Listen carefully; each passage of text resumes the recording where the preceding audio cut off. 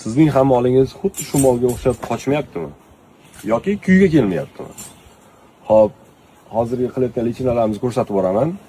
Siz ungacha bitta like bosib, obuna bo'lib turing. Bu dorilarimiz reklama emas. Xo'p. Utriton nitafarimdan, Telazin 50, bu ham nitafarimdan. Yonboshga inyeksiya qilinadi. Butasal B12. Xo'p, tetramak, natriy xlor, kalsiy xlor va askarvinkalardan iborat.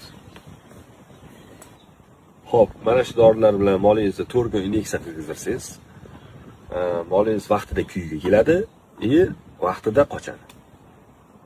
Hayvonimiz yana bir qochmasligiga yana bir sabab bor. Bizga obuna bo'lib, bizni kuzatishda davom etib turing. Yana bir video qilib alohida chiqamiz. Joningiz va molingiz sog' bo'lsin.